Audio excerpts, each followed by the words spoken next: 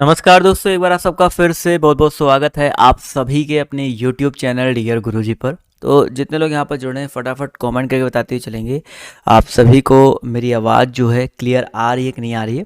उसके बाद क्लास को करते हैं स्टार्ट। इसके अलावा दोस्तों, अगर आपने हमारा टेलीग्राम ग्रुप अभी तक ज्वाइन नहीं किया है तो आप लोग हमसे टेलीग्राम ग्रुप पर जो है जुड़ सकते हैं और इंस्टाग्राम पे जरूर फॉलो कर लीजिए, क्योंकि डेली मैं आप सभी के लिए वहाँ पर जो है इंपॉर्टेंट वीडियो जो है लेकर के आता रहता हूँ। इंपॉर्टेंट वीडियो जो मैं आपको वहाँ पर देता रहता हूँ। और एक बहुत इंपॉर्टेंट जानकारी ये है कि मैं डेली जो है अनअकैडमी पे भी मेरी 3 क्लास चलती है अभी एक। और इसके अलावा अगर आप अनअकैडमी पे जुड़ना चाहते हैं तो मुझे फॉलो कर लो अनअकैडमी का लर्निंग ऐप डाउनलोड करके, और मेरी क्लासेस को वहाँ पर बिल्कुल आप फ्री में देख सकते हो। अगर आप लोग इस कोड का यूज़ करोगे डियर गुरुजी, अगर आप लोग इस कोड का यूज करते हैं तो आप लोग मुझे वहाँ पर बिल्कुल फ्री में जो है मेरी क्लासेस को एक्सेस कर सकते हैं। तो इस कोड का यूज करना जो है बिल्कुल ना भूलें। और आप लोग इसी कोड की मदद से आप चाहे 1 महीने, 3 महीने, 6 महीने, 12 महीने, 24 महीने A to Z किसी भी कैटेगरी का कोर्स जो है खरीदते हैं, परचेज करते हैं, प्लस पर जाते हैं, तो आप अगर इस कोड का यूज करेंगे तो मैक्सिमम डिस्काउंट आपको मेरे कोड से देखने को मिलेगा। तो ठीक है, तो चलिए स्टार्ट करते हैं आज की इस क्लास को। जितने लोग यहाँ पर जुड़े हैं फटाफट बता दीजिए, सब लोग रेडी हैं, तैयार हैं? तो चलिए स्टार्ट करते हैं। तो पहला क्वेश्चन देखिए आपके सामने ये रहा। जी हाँ, पहले क्वेश्चन से स्टार्ट करेंगे, बिल्कुल भी आपका टाइम वेस्ट नहीं करेंगे। मौर्यकालीन नगर प्रशासन के संबंध में जानकारी का स्रोत क्या है? चलिए भाई, क्वेश्चन नंबर 3 है, सभी लोग यहाँ पर जवाब देते चलेंगे। मौर्यकालीन नगर प्रशासन की बात हो रही है और यहाँ पर जानकारी का स्रोत पूछा गया है। बहुत ही अच्छी बात है, जवाब देखिए यहाँ पर आना शुरू हो गया है। अर्थशास्त्र सभी को पता है भाई, मौर्य काल में जो है चंद्रगुप्त मौर्य और कौटिल्य यहीं से फेमस हुए थे। तो यहाँ पर अर्थशास्त्र हो गया, इंडिका हो गया, मुद्राशास्त्र हो गया। तो यहाँ पर ऑप्शन नंबर जो इसका डी दिया गया है ये यहाँ पर बिल्कुल करेक्ट हो जाएगा।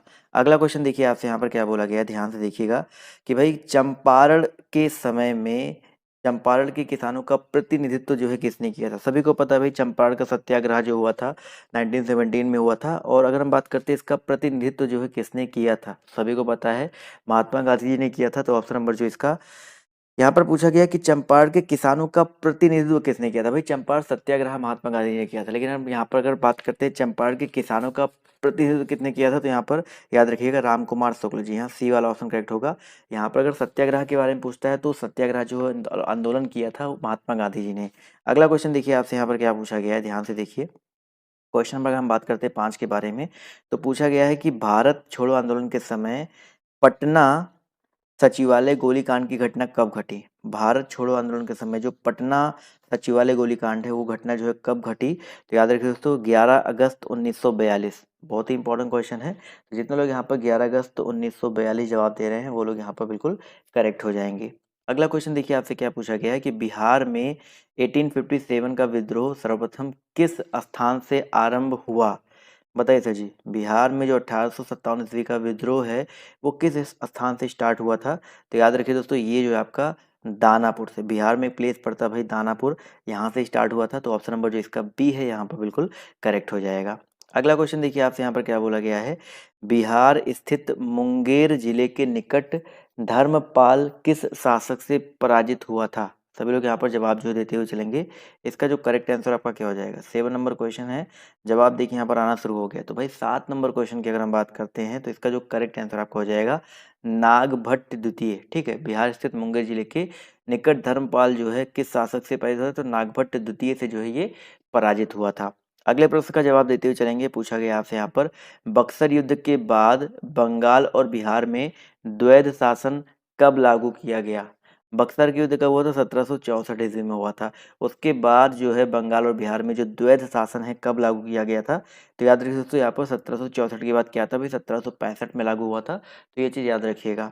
अगला क्वेश्चन देखिए आपसे यहाँ पर क्या बोला गया है कि बिहार का वह महत्वपूर्ण स्थल कौन सा है जहाँ से नवपाषाण कालीन हड्डी का उपकरण प्राप्त हुआ है?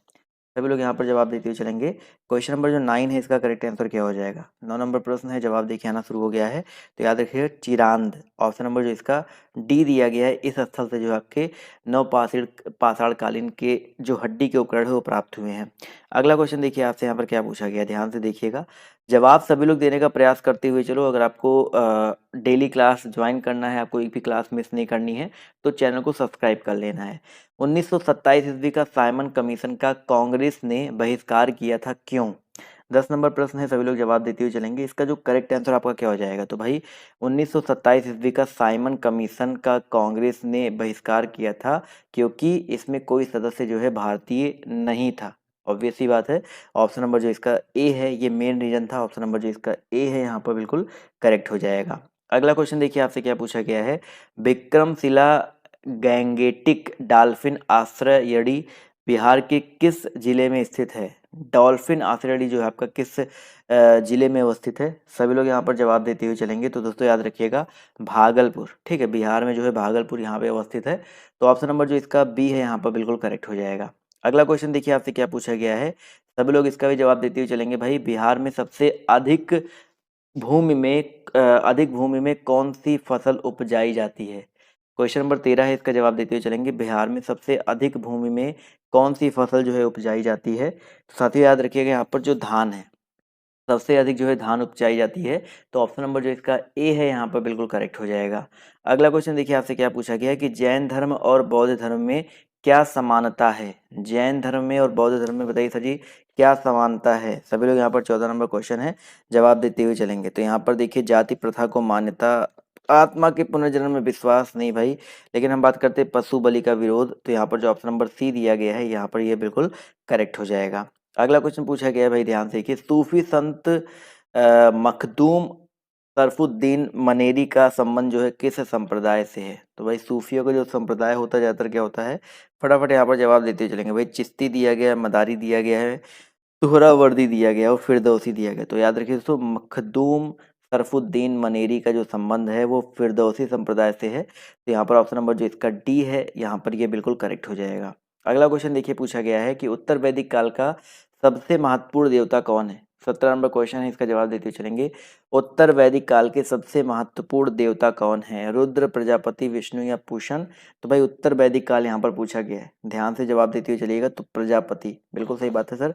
जितने लोग प्रजापति जवाब दे रहे हैं ऑप्शन नंबर बी, वो लोग यहाँ पर बिल्कुल करेक्ट हो जाएंगे। अगला क्वेश्चन देखिए आपसे यहाँ पर क्या पूछा गया कि बौद्ध ग्रंथ अंगुत्तर निकाय से किसके बारे में जानकारी मिलती है। क्वेश्चन नंबर 18 है, इसका जवाब देते हुए चलेंगे। इसका जो करेक्ट आंसर आपका क्या हो जाएगा। तो भाई बौद्ध ग्रंथ अंगुत्तर निकाय से किसके बारे में जानकारी मिलती है। भाई महाजनपद, ठीक है भाई, महाजनपद के बारे में जो है जानकारी मिलती है। तो ऑप्शन नंबर जो इसका बी है वो यहाँ पर बिल्कुल करेक्ट हो जाएगा। अगला क्वेश्चन देखिए आपसे यहाँ पर क्या बोला गया है कि भाई 1837 ईस्वी में सर्वप्रथम किसने अशोक की लिपि को पढ़ा था। 19 नंबर क्वेश्चन है, बताइए 1837 ईस्वी में सबसे पहले किसने जो है अशोक की लिपि को पढ़ा था। तो जवाब देते हुए सभी लोग चलेंगे। तो याद रखिए दोस्तों जेम्स प्रिंसेप, ठीक है, जेम्स प्रिंसेप जो है इन्होंने अशोक की लिपि को 1837 ईस्वी में सबसे पहले पढ़ा था। तो ऑप्शन नंबर ए यहाँ पर बिल्कुल करेक्ट हो जाएगा। अगला क्वेश्चन देखिए आपसे क्या पूछा गया है कि सिकंदर के आक्रमण के समय मगध किस वंश का शासन था। मगध में जो है किस वंश का शासन था सिकंदर के आक्रमण के समय पूछा गया है। जवाब सभी लोग देते हुए चलेंगे और जवाब देखिए यहाँ पर आना शुरू हो गया। तो 20 नंबर क्वेश्चन का जो करेक्ट आंसर आपका हो जाएगा नंद वंश का, ठीक है। सिकंदर के आक्रमण समय मगध में नंद वंश का शासन था। तो ऑप्शन नंबर जो इसका सी है यहाँ पर बिल्कुल करेक्ट हो जाएगा। अगला क्वेश्चन देखिए आपसे क्या पूछा गया कि अजंता की अप्सरा किस काल की उत्कृष्ट चित्रावली है। अजंता की अप्सरा किस काल की उत्कृष्ट चित्रावली है। तो साथियों याद रखिए इसका जो करेक्ट आंसर आपका क्या हो सकता है दोस्तों, आपका गुप्त काल, ठीक है भाई। अजंता की अप्सरा जो है गुप्त काल की उत्कृष्ट चित्रावली है। तो ऑप्शन नंबर जो इसका बी है यहाँ पर बिल्कुल करेक्ट हो जाएगा। अगला क्वेश्चन देखिए आपसे क्या पूछा गया है, कंबन की रामायण, बताइए सर जी। क्वेश्चन नंबर 22 है, कंबन की रामायण किस साहित्य का गौरव ग्रंथ है। 22 नंबर क्वेश्चन है, जवाब देते हुए चलेंगे सभी लोग। तो भाई कंबन की रामायण जो है ये तमिल ग्रंथ का, ठीक है, तमिल साहित्य का एक गौरव ग्रंथ है। तो ऑप्शन नंबर जो इसका बी है यहाँ पर बिल्कुल करेक्ट हो जाएगा। वीडियो को लाइक वाइक करते हुए चलो भाई, इतने सारे लोग जुड़े हुए हैं। 23 नंबर क्वेश्चन का जवाब देते हुए चलिए। सांकेतिक मुद्रा का प्रचलन किस शासक ने प्रारंभ किया था। सांकेतिक मुद्रा का जो प्रचलन है जो बताइए सर जी किस शासक ने स्टार्ट किया था। तो भैया याद रखिएगा मोहम्मद बिन तुगलक, ठीक है। जितने लोग यहाँ पर ऑप्शन नंबर डी जवाब दे रहे हैं मोहम्मद बिन तुगलक, वो लोग यहाँ पर बिल्कुल करेक्ट हो जाएंगे। अगला क्वेश्चन पूछा गया है कि किस मुगल शासक का काल हिंदी साहित्य का स्वर्ण काल माना जाता है। 24 नंबर क्वेश्चन है, किस मुगल शासक का जो काल है हिंदी साहित्य का स्वर्ण काल माना जाता है। तो दोस्तों याद रखिएगा अकबर, बहुत ही इंपॉर्टेंट क्वेश्चन है। अकबर का जो काल है वो हिंदी साहित्य का स्वर्ण काल माना जाता है। तो ऑप्शन नंबर जो इसका ए है यहाँ पर बिल्कुल करेक्ट हो जाएगा।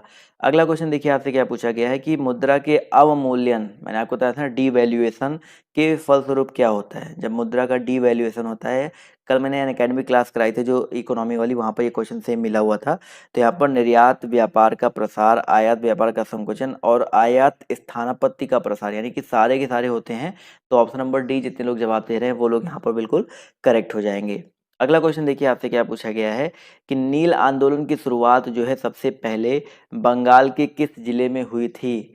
नील आंदोलन की शुरुआत जो है किस जिले में हुआ था, फटाफट जवाब देते हुए चलेंगे। तो याद रखिए दोस्तों, इसका जो करेक्ट आंसर आपका हो जाएगा नदिया। ठीक है भाई, नदिया जितने लोग जवाब दे रहे हैं ऑप्शन नंबर बी, वो लोग यहाँ पर बिल्कुल करेक्ट हो जाएंगे। चलिए आते हैं अगले क्वेश्चन की तरफ। तो आपसे यहाँ पर देखिए क्या पूछा गया है कि भाई साहब वे कौन से तत्व थे जिन्होंने भारतीय राष्ट्रवाद के उत्थान में सहायता की थी। वो कौन से तत्व थे जिन्होंने भारतीय राष्ट्रवाद के उत्थान में जो है सहायता की थी। चलिए क्वेश्चन एक मिनट, अभी दिख रहा है ना सभी को। तो जवाब देखिए 27 का आना शुरू हो गया है। तो याद रखिए दोस्तों, यहाँ पर चारों ऑप्शन जो है, तीनों ऑप्शन जो है करेक्ट हो जाएंगे। बौद्धिक पुनर्जागरण, समाचार पत्र व प्रेस और आपका आर्थिक शोषण। अगला क्वेश्चन देखिए आपसे यहाँ पर क्या पूछा गया है कि किस वायसराय का काल शिष्टमंडलों, भूलों तथा आयोगों के नाम से जाना जाता है। बताइए सर जी, किस वायसराय का जो काल है शिष्टमंडल, भूल तथा आयोगों के नाम से, भूलों तथा आयोगों के नाम से जो है जाना जाता है। तो याद रखिए दोस्तों, इसका जो करेक्ट आंसर है आपका क्या हो जाएगा, लॉर्ड कर्जन। बिल्कुल सही बात है सर, जितने लोग यहाँ पर ऑप्शन नंबर ए जवाब दे रहे हैं वो लोग यहाँ पर बिल्कुल करेक्ट हो जाएंगे। अगला क्वेश्चन देखिए आपसे क्या पूछा गया है कि किस साप्ताहिक पत्रिका ने यह विज्ञापन प्रकाशित किया कि आवश्यकता है वीर सिपाहियों की वेतन, मृत्यु, पुरस्कार, शहादत। वेतन क्या है भाई, मृत्यु है, पुरस्कार जो है शहादत है, पेंशन, स्वतंत्रता और युद्ध स्थल भारत। ये किस साप्ताहिक पत्रिका ने ये विज्ञापन प्रकाशित किया था, वेरी इंपॉर्टेंट क्वेश्चन है। तो याद रखिए दोस्तों, यहाँ पर जो करेक्ट आंसर आपका हो जाएगा गदर। ठीक है, ऑप्शन नंबर जो इसका गदर पत्रिका, ऑप्शन नंबर जो इसका ए है, यहाँ पर बिल्कुल करेक्ट हो जाएगा। अगला क्वेश्चन देखिए आपसे क्या कह रहा है कि 1943 ईस्वी में सुभाष चंद्र बोस के नेतृत्व में आजाद हिंद फौज का गठन जो है कहाँ पर किया गया। 30 नंबर प्रश्न है, आसान क्वेश्चन है, कई बार मैं आपको बता चुका हूँ। सुभाष चंद्र बोस जी के नेतृत्व में जो है आजाद हिंद फौज का गठन जो है आपका सिंगापुर में किया गया। ठीक है, तो सिंगापुर जितने लोग जवाब दे रहे हैं ऑप्शन नंबर सी, वो लोग यहाँ पर बिल्कुल करेक्ट हो जाएंगे। अगला क्वेश्चन देखिए आपसे क्या पूछा गया है कि भारत छोड़ो आंदोलन के समय किसने कांग्रेस रेडियो का प्रसारण किया। क्वेश्चन नंबर 31 है, इसका जवाब देते हुए चलेंगे भाई। भारत छोड़ो आंदोलन का जो है भारत छोड़ो आंदोलन के समय किसने जो है कांग्रेस रेडियो का जो है प्रसारण किया था। तो साथियों याद रखिएगा, इसका जो करेक्ट आंसर आपका क्या हो जाएगा, 31 नंबर क्वेश्चन का जो करेक्ट आंसर है आपका क्या हो सकता है। बिल्कुल सही बात है सर, यहाँ पर उषा मेहता। ठीक है, बहुत कम लोगों ने जवाब दिया है यहाँ पर, बट यहाँ पर याद रखिएगा उषा मेहता जो ऑप्शन नंबर बी दिया गया है यहाँ पर बिल्कुल करेक्ट हो जाएगा। अगला क्वेश्चन देखिए आपसे क्या पूछा गया। जी हाँ, बिल्कुल सही बात है। क्वेश्चन नंबर 32 का जवाब सभी लोग पहले इसका जवाब दो, उसके बाद भाई बात कर लेना। किस मुगल कालीन चित्रकार ने पशुओं, पक्षियों व फलों की का चित्र जो है उकेरा है। बताइए सर जी, किस मुगल कालीन चित्रकार ने। 32 नंबर क्वेश्चन है, जवाब देते हुए सभी लोग चलेंगे। तो याद रखिए दोस्तों, उस्ताद मंसूर। ऑप्शन नंबर जो इसका डी है यहाँ पर बिल्कुल करेक्ट हो जाएगा। अगला क्वेश्चन देखिए आपसे यहाँ पर क्या पूछा गया है कि सलीम अली पक्षी विज्ञान और प्राकृतिक इतिहास केंद्र कहाँ स्थित है। क्या पूछा गया भाई, सलीम अली पक्षी विज्ञान और प्राकृतिक इतिहास केंद्र जो है कहाँ पर अवस्थित है। तो साथियों याद रखिएगा 33 का जो करेक्ट आंसर आपका हो जाएगा कोयम्बटूर में। ठीक है भाई, कोयम्बटूर में अवस्थित है। तो ऑप्शन नंबर जो इसका ए है वो यहाँ पर बिल्कुल करेक्ट हो जाएगा। चलिए साथियों आते हैं अगले क्वेश्चन पर। तो आपसे यहाँ पर देखिए क्या पूछा गया है कि भाई world wild life for end fund and for nature, ये संस्था जो है किस विलुप्त प्राय प्राणी या किस विलुप्त प्राय को अपना प्रतीक चिन्ह माना है। बताइए सर जी। 34 नंबर क्वेश्चन है, जवाब यहाँ पर जो है देते हुए चलेंगे। इसका जो करेक्ट आंसर आपका क्या हो जाएगा, तो भाई पांडा को। ठीक है, इसका जो प्रतीक चिन्ह है, जो आपका सिग्नेचर है आपका क्या है, पांडा है। तो ऑप्शन नंबर जो इसका ए है यहाँ पर बिल्कुल करेक्ट हो जाएगा।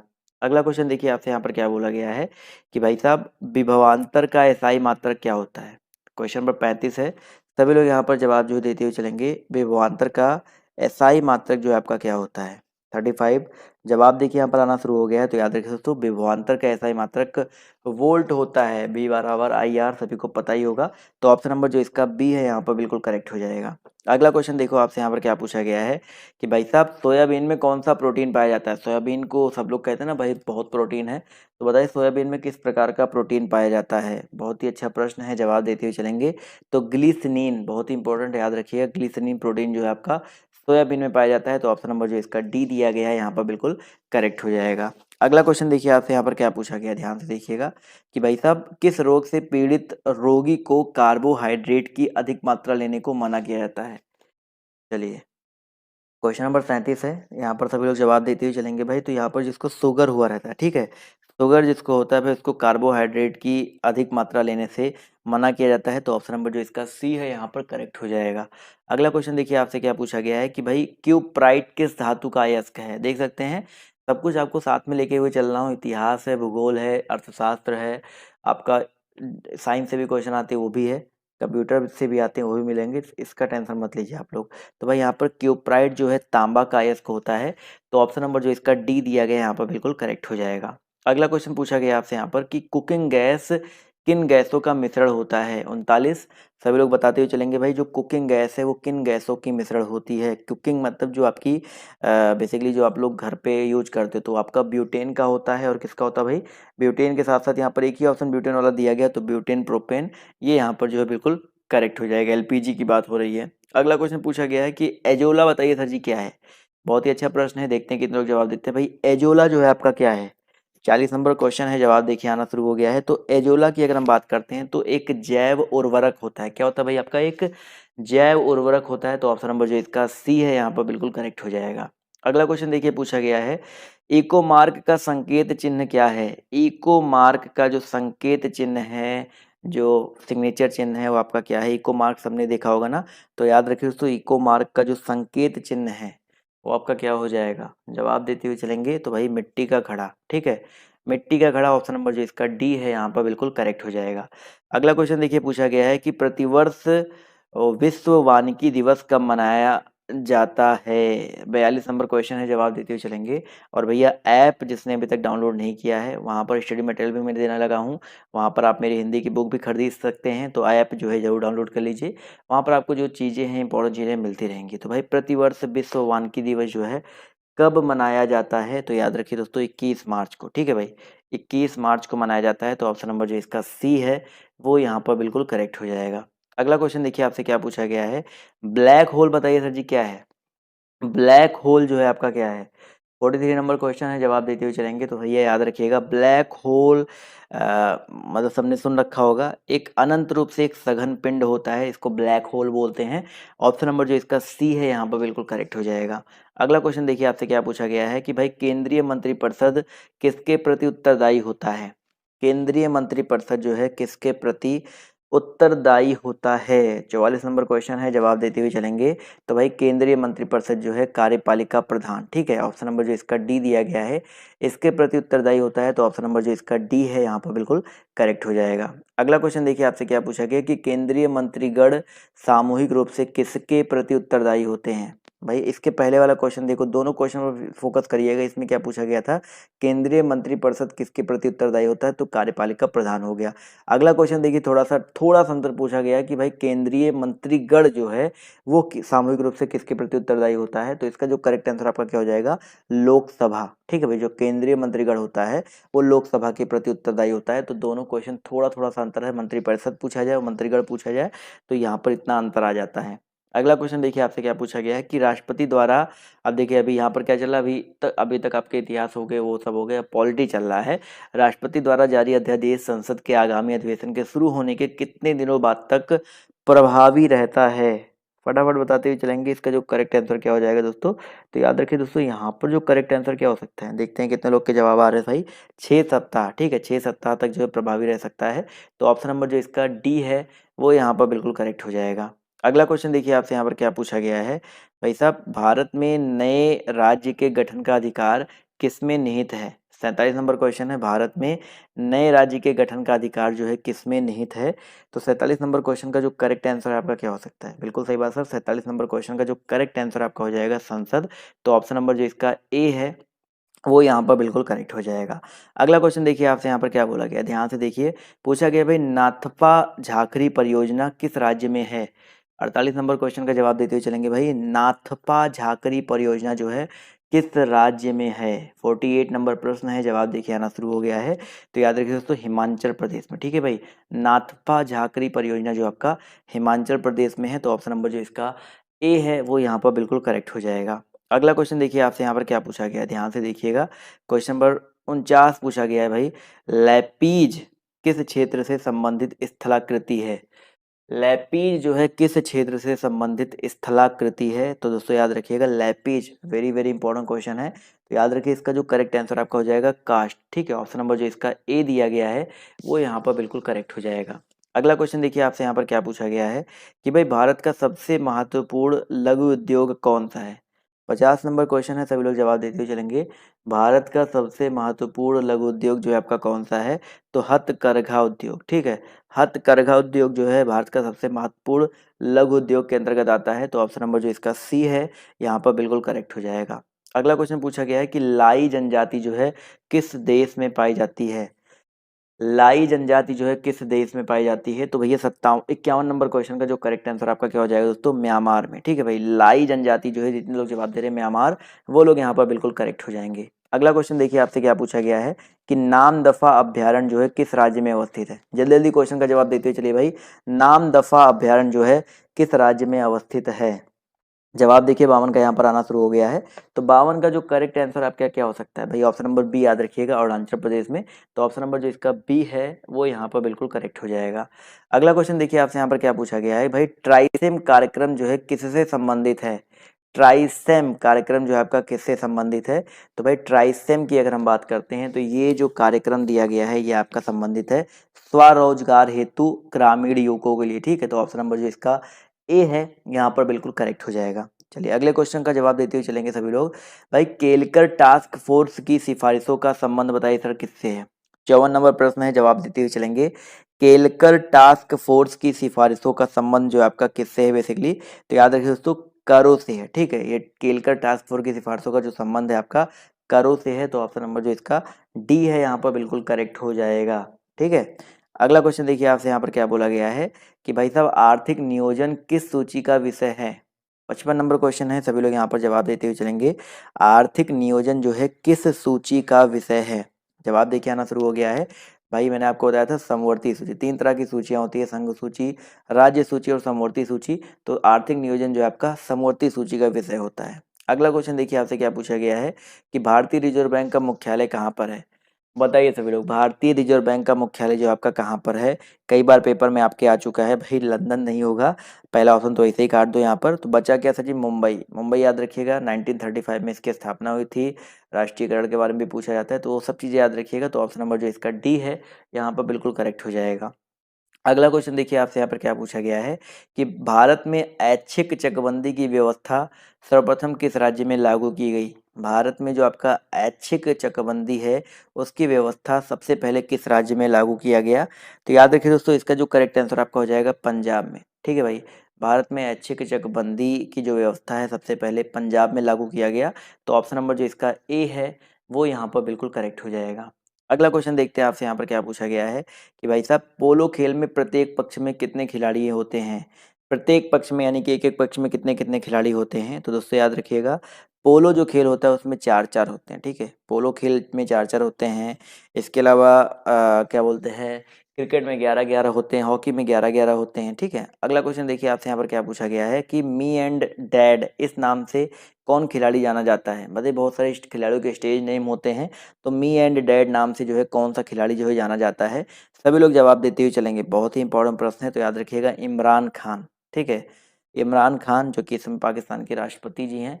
तो ऑप्शन नंबर जो इसका बी है यहाँ पर बिल्कुल करेक्ट हो जाएगा, प्रधानमंत्री, माफ कीजिए। अगला क्वेश्चन देखिए आपसे यहाँ पर क्या पूछा गया है, डबल फॉल्ट शब्द जो है किस खेल से संबंधित है? क्वेश्चन नंबर आपका यहाँ पर जो 60 है, सभी लोग जवाब देते हुए चलेंगे। डबल फॉल्ट खेल से संबंधित कौन है? फटाफट यहाँ पर जवाब जो है देते हुए चलेंगे। बहुत सही बात है सर जी, पाकिस्तान हो गया। अब इस क्वेश्चन का जवाब देते हुए चलेंगे, तो इसका जो करेक्ट आंसर क्या हो जाएगा, ऑप्शन नंबर ए टेनिस। ठीक है, टेनिस जितने लोग जवाब दे रहे हैं वो लोग यहाँ पर बिल्कुल करेक्ट हो जाएंगे। क्लियर है? चलिए, बहुत ही अच्छी बात है। अगले क्वेश्चन की तरफ बढ़ते हैं। तो अगला प्रश्न देखिए आपसे यहाँ पर क्या पूछा गया है, ध्यान से देखिएगा कि भाई साहब, लिएंडर पेस जो है किस खेल के स्टार खिलाड़ी हैं? लिएंडर पेस जो है किस खेल के स्टार खिलाड़ी हैं?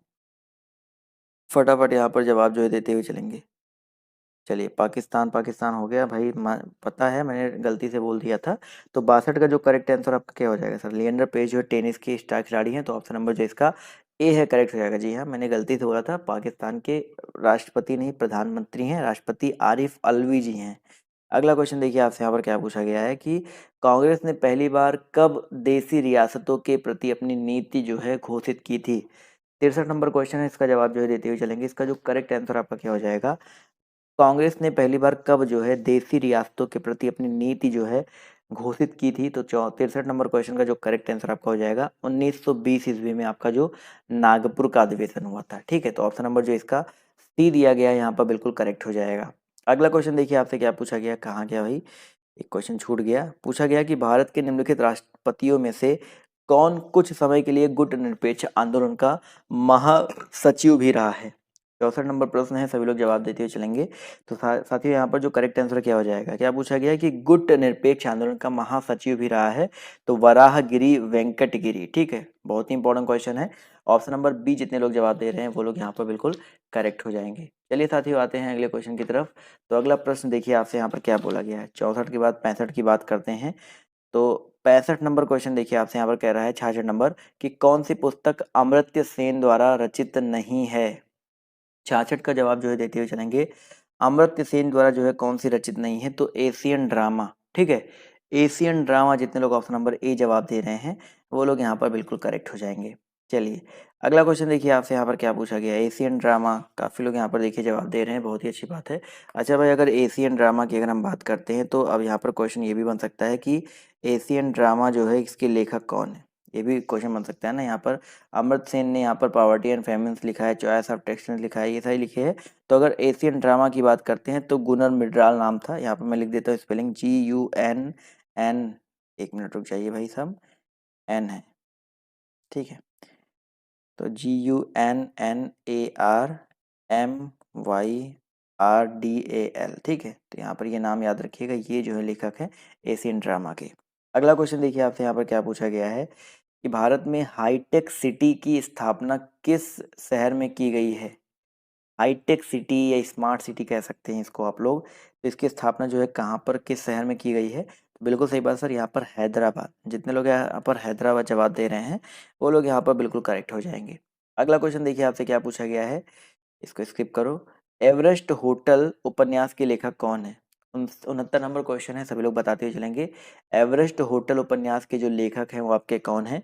तो 69 का जो करेक्ट आंसर है आपका क्या हो सकता है? 69 की अगर हम बात करते हैं तो इसका जो करेक्ट आंसर है आपका क्या हो जाएगा? ऑप्शन नंबर सी हो जाएगा, एलन सियली। ठीक है, एवरेस्ट होटल उपन्यास के लेखक जो है आपके एलन सियली है। तो ऑप्शन नंबर जो इसका सी दिया गया है यहाँ पर बिल्कुल करेक्ट हो जाएगा। अगला क्वेश्चन देखिए आपसे क्या पूछा गया, देश में साक्षरता के स्तर को ऊंचा उठाने के लिए राष्ट्रीय साक्षरता मिशन किस वर्ष प्रारंभ किया गया? क्वेश्चन नंबर आपके यहाँ पर 70 है, इसका जवाब जो है देते हुए चलेंगे। कहाँ गया भाई साहब, पेन तो काम कर ही नहीं रहा अब। चलिए, एक मिनट रुक जाइए, अभी जवाब आवाज़ आवाज़ आ रही है ना मेरी सभी को? चलिए, 70 नंबर क्वेश्चन का जवाब देखिए यहाँ पर आना शुरू हो गया। तो भाई 1988 जो है आप लोग याद रखिएगा। ऑप्शन नंबर जो इसका डी है। पेन तो चालू हो जाता है, एक मिनट चेक कर लेता हूँ क्या दिक्कत आ रही है। चलिए, अभी चालू हो गया। तो यहाँ पर 1988 जो ऑप्शन नंबर इसका डी दिया गया है यहाँ पर बिल्कुल करेक्ट हो जाएगा। क्लियर है?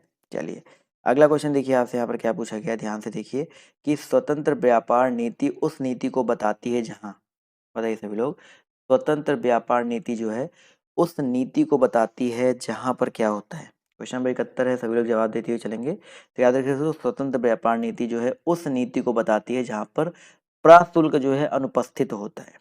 ठीक है, प्राशुल्क जो है आपका अनुपस्थित होता है। तो ऑप्शन नंबर जो इसका ए दिया गया है यहाँ पर बिल्कुल करेक्ट हो जाएगा। अगला क्वेश्चन देखिए आपसे यहाँ पर क्या बोला गया है, ध्यान से देखिए। सामुदायिक विकास कार्यक्रम भारत में कब लागू किया गया था? सामुदायिक विकास कार्यक्रम जो है भारत में कब लागू किया गया था? सभी लोग यहाँ पर जवाब देते हुए चलेंगे, फटाफट यहाँ पर जवाब देते हुए चलिएगा। क्वेश्चन नंबर 72 का जो करेक्ट आंसर आपका क्या हो जाएगा? जवाब देखिए यहाँ पर आना शुरू हो गया है। तो याद रखिए, तो 1950 ईस्वी में, बहुत ही इंपॉर्टेंट क्वेश्चन है, याद रखिएगा। सामुदायिक विकास कार्यक्रम जो है भारत में कब लागू किया गया था भाई? 1950 में। अगला क्वेश्चन देखिए आपसे यहाँ पर क्या पूछा गया है कि मेट्रोपॉलिटन योजना समिति का गठन कितने निर्वाचित सदस्यों द्वारा होता है? मेट्रोपॉलिटन योजना समिति का गठन जो है कितने निर्वाचित सदस्यों द्वारा होता है? तो 73 का जो करेक्ट आंसर आपका हो जाएगा 2/3। ठीक है भाई, मेट्रोपॉलिटन योजना समिति का जो गठन है 2/3 निर्वाचित सदस्यों द्वारा होता है। तो ऑप्शन नंबर जो इसका बी दिया गया है यहाँ पर बिल्कुल करेक्ट हो जाएगा। अगला क्वेश्चन देखिए आपसे यहाँ पर क्या बोला गया है कि निम्नलिखित में से कौन भारतीय इतिहास अनुसंधान परिषद का अध्यक्ष मनोनीत करता है? 74। इसका जवाब जो है देते हुए चलेंगे। इसका जो करेक्ट आंसर आपका क्या हो सकता है? तो 74 नंबर क्वेश्चन की अगर हम बात करते हैं तो इसका जो करेक्ट आंसर आपका क्या हो जाएगा दोस्तों? आपका प्रधानमंत्री। ठीक है, यहाँ पर भारतीय इतिहास अनुसंधान परिषद का अध्यक्ष जो है कौन मनोनीत करता है? प्रधानमंत्री जो है मनोनीत करता है। अगला क्वेश्चन देखिए आपसे यहाँ पर क्या पूछा गया है, निम्नलिखित में से कौन सा एक भारत सरकार के वित्त मंत्रालय का विभाग नहीं है? निम्नलिखित में से कौन सा एक जो है भारत सरकार के वित्त मंत्रालय का जो विभाग है आपका नहीं है? सभी लोग यहाँ पर जवाब जो है देते हुए चलेंगे। वित्त मंत्रालय की बात हो रही है, जवाब देखिए यहाँ पर आना शुरू हो गया है। तो साथियों याद रखिएगा, इसका जो करेक्ट आंसर आपका हो जाएगा लेखा विभाग। ठीक है, तो जितने लोग यहाँ पर लेखा विभाग जवाब दे रहे हैं ऑप्शन नंबर ए, वो लोग यहाँ पर बिल्कुल करेक्ट हो जाएंगे। अगला क्वेश्चन देखिए आपसे यहाँ पर क्या पूछा गया है कि भाई केले का सर्वाधिक उत्पादन किस राज्य में होता है? बताइए सभी लोग, केले का सर्वाधिक उत्पादन जो है किस राज्य में होता है? जवाब देखिए यहाँ पर आना शुरू हो गया है।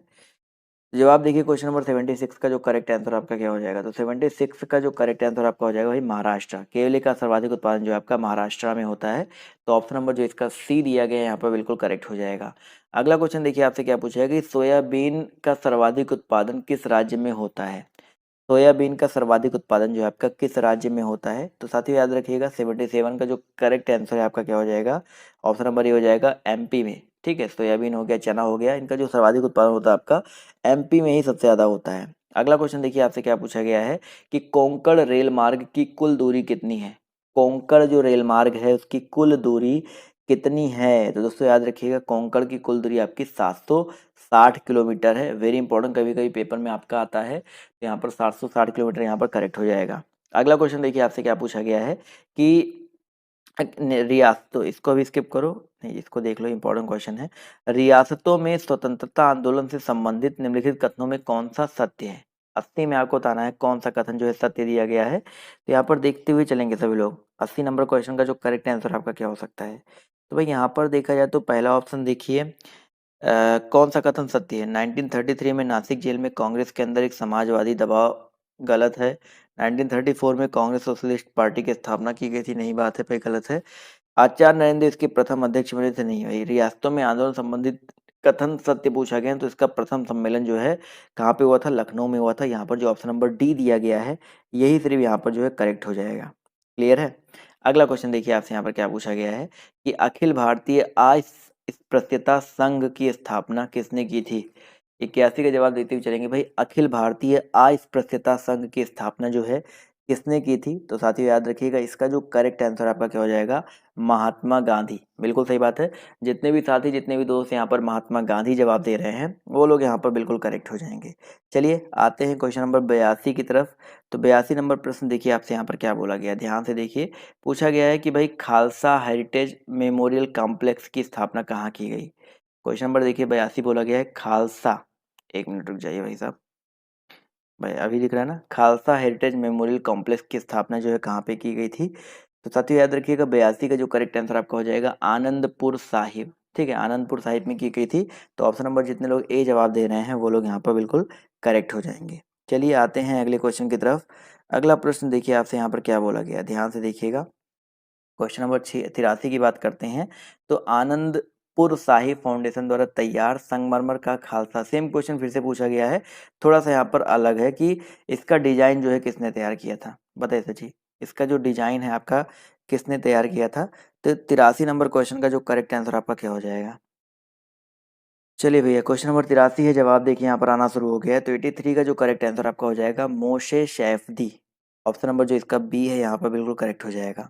अगला क्वेश्चन देखिए आपसे यहाँ पर क्या बोला गया है, ध्यान से देखिएगा कि परमाणु ऊर्जा विभाग निम्नलिखित में से किसके प्रशासन के अधीन है। 84 नंबर प्रश्न है, जवाब देते हुए चलेंगे कि भाई परमाणु ऊर्जा विभाग जो है निम्नलिखित में से किसके प्रशासन के अधीन है। तो याद रखिए दोस्तों, इसका जो करेक्ट आंसर आपका हो जाएगा प्रधानमंत्री कार्यालय के। ठीक है, ये जो है आपका प्रधानमंत्री कार्यालय के अधीन है। तो ऑप्शन नंबर जो इसका ए दिया गया है यहाँ पर बिल्कुल करेक्ट हो जाएगा। अगला क्वेश्चन देखिए आपसे यहाँ पर क्या पूछा गया है कि भाई बाबा नागार्जुन द्वारा रचित कौन सी पुस्तक नहीं है। क्वेश्चन नंबर आपके यहाँ पर देखिए 87 है, सभी लोग जवाब देते हुए चलेंगे। बाबा नागार्जुन द्वारा रचित कौन सी पुस्तक जो है नहीं है। तो ऑप्शन नंबर 87 का जो करेक्ट आंसर आपका क्या हो जाएगा। और यहाँ पर सभी लोग जवाब भी देते हुए चलेंगे कि वो आखिर में किसकी है, अगर कौन जो नहीं है वो किसकी है। तो मैला आंचल बहुत ही इंपॉर्टेंट है, कई बार मैं आपको मैला आंचल के बारे में वैसे बता चुका हूँ।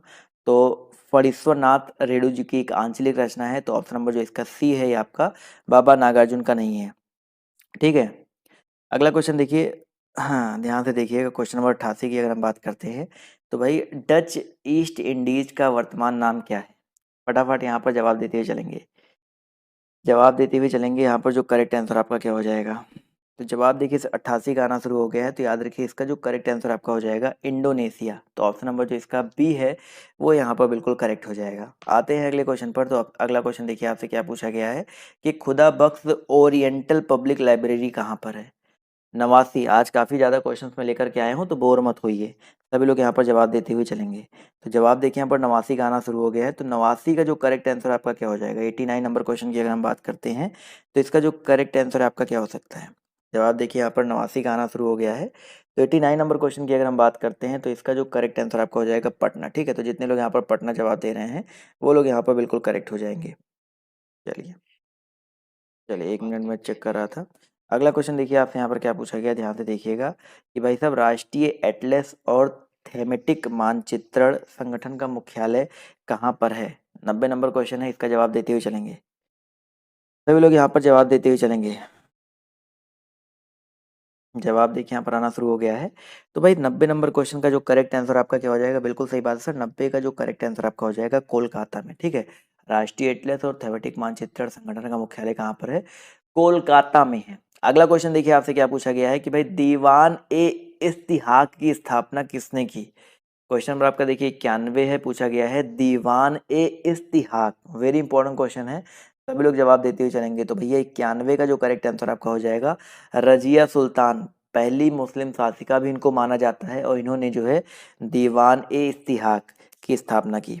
ठीक है, अगला क्वेश्चन देखिए आपसे यहाँ पर क्या पूछा गया, ध्यान से देखिएगा। क्वेश्चन नंबर आपके यहाँ पर 92 बोला गया है कि समूचा भारत एक विशाल बंदी गृह है, उपरोक्त कथन जो है निम्नलिखित में से किसका है। समूचा भारत जो है एक विशाल बंदी गृह है, ये कथन जो है बेसिकली किसका है। तो भैया याद रखिएगा ये जो कथन दिया गया है ये आपका CR दास जी का है। ठीक है, तो ऑप्शन नंबर जो इसका डी है यहाँ पर बिल्कुल करेक्ट हो जाएगा। अगला क्वेश्चन देखिए आपसे यहाँ पर क्या पूछा गया, ध्यान से देखिएगा कि भाई किस धर्म के अनुयायी खाओ पियो और मौज करो के सिद्धांत में विश्वास रखते हैं। भाई बहुत ही अच्छा धर्म है, जो भी धर्म है बहुत ही अच्छा धर्म है, खाओ पियो मौज करो, ऐश में रहो, बिल्कुल चिल रहो, जिंदगी अच्छे से कटेगी। तो 93 नंबर क्वेश्चन का जो करेक्ट आंसर आपका क्या हो जाएगा भाई वाम मार्ग। ठीक है, वाम मार्ग वामपंथी जो थे, ये ऑप्शन नंबर जो इसका सी है यहाँ पर बिल्कुल करेक्ट हो जाएगा। अगला क्वेश्चन देखिए, अच्छा यहाँ पर क्या बोला गया है, क्वेश्चन नंबर यहाँ पर देखिए अगर हम बात करते हैं अगले क्वेश्चन की तो क्या पूछा गया है, 1 मिनट रुक जाओ भाई साहब। 94 number, Tata iron steel company की स्थापना कब हुई थी। फटाफट यहाँ पर जवाब देते हुए चलेंगे। Tata iron and steel company की स्थापना जो है आपकी कब हुई थी। तो 94 का जो करेक्ट आंसर आपका हो जाएगा 1907 ईस्वी में। ठीक है, तो ऑप्शन नंबर जो इसका बी दिया गया है ये यहाँ पर बिल्कुल करेक्ट हो जाएगा। अगला क्वेश्चन देखो आपसे यहाँ पर क्या बोला गया है, ध्यान से देखिएगा कि भाई साहब चलिए 95 कहाँ भागे जा रहे हो भाई। भारत में निर्धनता के स्तर का आकलन किया जाता है, भारत में जो आपका निर्धनता है उसके स्तर का आकलन जो है किया जाता है किसके द्वारा। 95 नंबर क्वेश्चन है, जवाब देते हुए चलेंगे। तो परिवार के उपभोग व्यय के आधार पर। ठीक है, भारत में निर्धनता स्तर का जो आकलन है किसके आधार किया जाता है, परिवार के उपभोग व्यय के आधार पर। तो ऑप्शन नंबर जो इसका बी है यहाँ पर बिल्कुल करेक्ट हो जाएगा। अगला क्वेश्चन देखिए आपसे यहाँ पर क्या पूछा गया, ध्यान से देखिएगा कि भाई बंगाल के रिसरा नामक स्थान पर भारत की पहली आधुनिक पटसन मिल कब स्थापित हुई? 93 नंबर क्वेश्चन है, सभी लोग जवाब देते हुए चलेंगे। इसका जो करेक्ट आंसर आपका क्या हो जाएगा? 96 जवाब देखिए यहाँ पर आना शुरू हो गया है। तो 96 का जो करेक्ट आंसर आपका हो जाएगा दोस्तों 1855 ईस्वी में, ठीक है।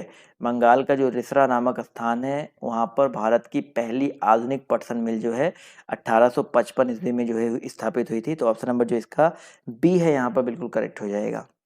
अगला क्वेश्चन देखिए आपसे यहाँ पर क्या बोला गया है, ध्यान से देखिएगा कि नाइट्रोजन यौगीकरण करने वाले जीवाणु हैं। नाइट्रोजन यौगीकरण करने वाला जीवाणु कौन सा है? 98 नंबर प्रश्न है, जवाब देते हुए चलेंगे। तो याद रखिए दोस्तों यहाँ पर जो करेक्ट आंसर आपका हो जाएगा एजिटोबैक्टर, ठीक है। तो यहाँ पर जितने लोग जवाब दे रहे हैं ऑप्शन नंबर डी, वो लोग यहाँ पर बिल्कुल करेक्ट हो जाएंगे। चलिए भाई, अगला क्वेश्चन देखिए आपसे यहाँ पर क्या बोला गया है, ध्यान से देखिएगा कि भाई इलाहाबाद विश्वविद्यालय की स्थापना कब हुई? कई बार मैं आपको बता चुका हूँ, इलाहाबाद विश्वविद्यालय सबसे पुराना विश्वविद्यालय माना जाता है और इसकी स्थापना जो है 1887 ईस्वी में हुई थी, ठीक है। तो जितने लोग यहाँ पर ऑप्शन नंबर बी जवाब दे रहे हैं वो लोग यहाँ पर बिल्कुल करेक्ट हो जाएंगे। अगला क्वेश्चन देखिए आपसे यहाँ पर क्या पूछा गया है कि अंतर्राष्ट्रीय संस्था फिडे किस खेल से संबंधित है? सभी लोग इस प्रश्न का तो जवाब देंगे ही देंगे। उसके बाद आपको पता है ना, टेलीग्राम पर जाना है आप सभी को। टेलीग्राम पर पीडीएफ मिल जाएगा, आप मेरा ऐप डाउनलोड कर लीजिए। ऐप पर जो है हिंदी की बुक जो है देखने को मिल जाएगी। ऐप पर भी मैंने आपको स्टडी मटेरियल दे रखे हैं, तो वहाँ पे ऐप से जो है देख सकते हैं। तो फिडे जो है किस खेल से संबंधित है? तो 100 नंबर प्रश्न का जो करेक्ट आंसर आपका हो जाएगा दोस्तों शतरंज, बहुत ही इंपॉर्टेंट है। शतरंज से संबंधित है, तो ऑप्शन नंबर जो इसका ए है यहाँ पर बिल्कुल करेक्ट हो